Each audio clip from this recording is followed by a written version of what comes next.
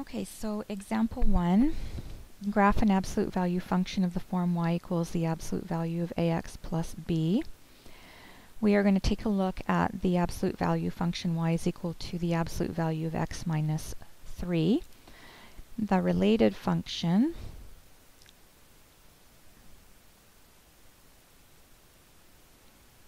is y is equal to x minus 3.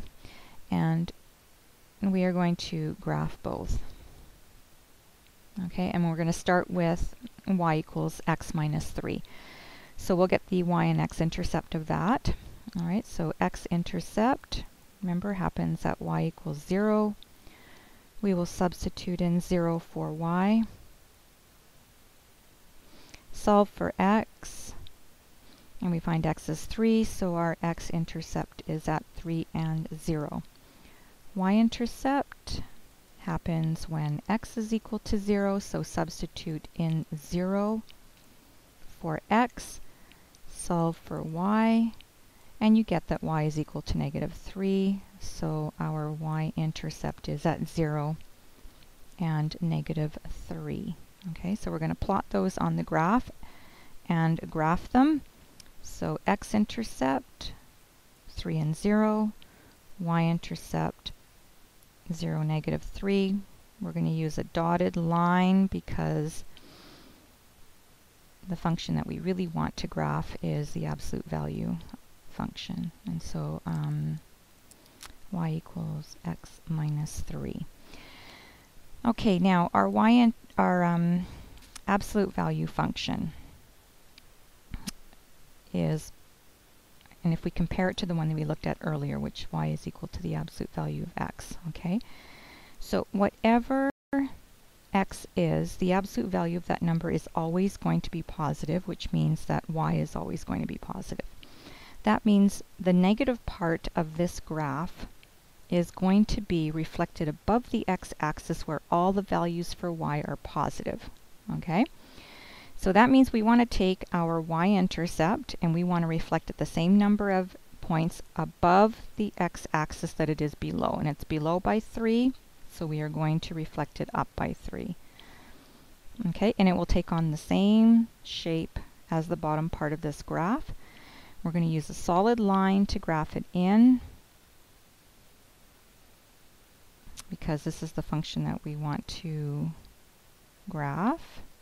And so that is the y is equal to the absolute value of x minus 3. So the x-intercept of our original function is the x-intercept of the absolute value function. So you can see that right here. Okay, same x-intercept. Since the point did not move, okay, in other words, it's the point 3, 0 is part of the graph y equals x minus 3 as well as the absolute value of x minus 3. We call it an invariant point. An invariant point is a point that remains unchanged when a transformation is applied to it. So if you go to the right, what other points on the graph are invariant points? Well, any part of the graph that didn't change. Okay, so that would be this arm, the right-hand side arm, the part that is already above the x-axis. Now, we've already said that our x-intercept is an invariant point, so we want to pick those points which are greater than that, right? Because when we go right on the graph, that means we're getting values larger than 3. And so where are the other ones? Where x is greater than 3. Okay, another question, or actually something that I'd like you to notice. Note that the graph of y equals the absolute value of x minus 3 is also like y equals the absolute value of x. And what that means is they have the same shape, okay? So if I graph in y equals absolute value of x, we would get this graph. Okay. So it has exactly the same shape. Okay. But it's shifted 3 units left from here, or if you like, the graph of y equals x minus 3 is shifted 3 units to the right from the absolute value of x. Y equals the absolute value of x. Okay, so another way to explain that, if you take a look at the vertex form of a function, y equals a f of x minus p plus q, where the vertex is p and q, and we take a look at our absolute value function, y equals the absolute value of x minus 3, I can put plus 0 for my plus q. That gives me a value of 3 for p and 0 for q, so my vertex is at 3, 0. Okay, and we know that already. Let's take our y equals absolute value of x function, write it in the same form, so we're going to put in 0 for p and 0 for q, and the vertex is at 0, 0. So you can see that this vertex 3, 0 is shifted 3 units to the right from this vertex. Okay? So it's another way that you can graph it. If you could graph in y equals the absolute value of x, and you know that this graph is a shift of 3 units to the right, then you can just shift everything over by 3 units, okay, from the y equals absolute value of x over to y equals the absolute value of x minus 3. All right, let's take a look at domain and range of our linear function and our absolute value function. Now, for all linear functions, the domain is all reals, and our range is all reals. Okay? And that's because for a linear function, one part of the graph will go into infinity into the negative direction, and one will go off into infinity in the positive direction, so that would give us a domain and a range of all reals. Our absolute value function is a little different. We would treat it the same way that we would treat a quadratic function. So the domain for that would be the same as a quadratic function. Okay, and why is that? Well, because an absolute value function looks a little bit like it, right? It's got straight lines, but it has a vertex. It has 2 arms that go up.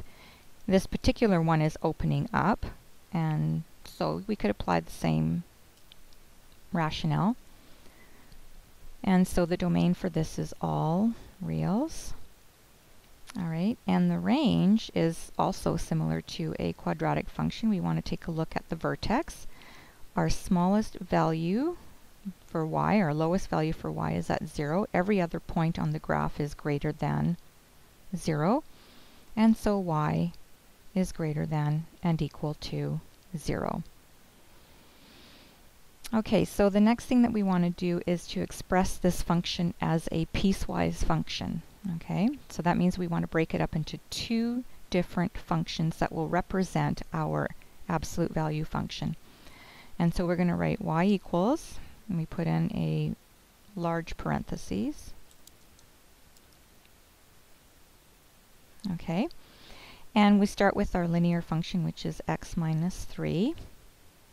And then we write if, and then we go back up to the graph and figure out which part of the absolute value function that is. Okay, so for this particular function, it would be this arm. Okay, and if you take a look,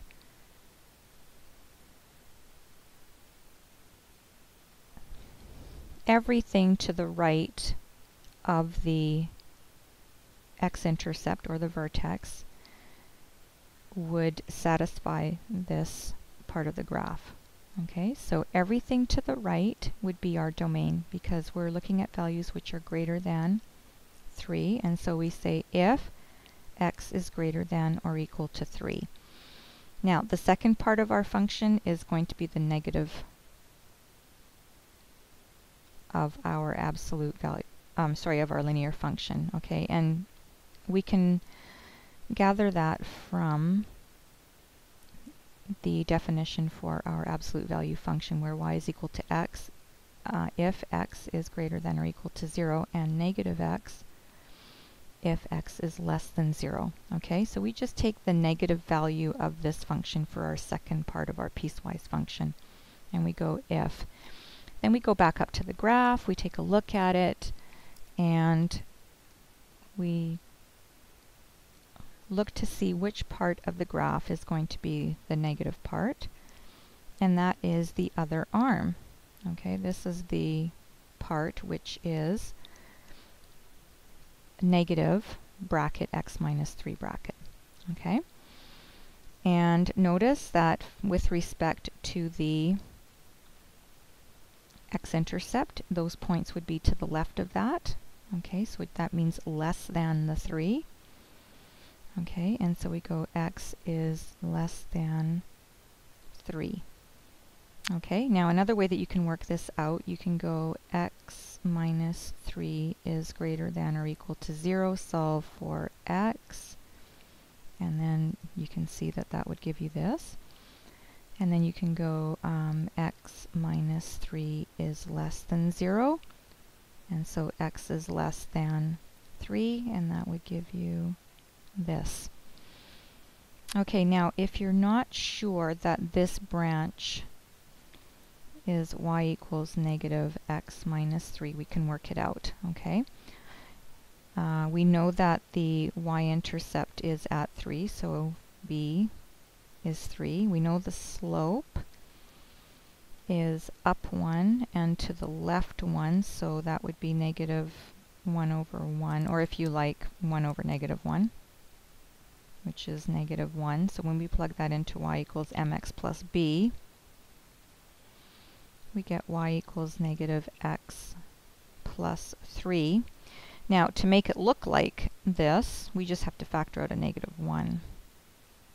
Okay, and that would make this x minus 3, and so you can see they're the same. Okay, all right, so that's the end of this part.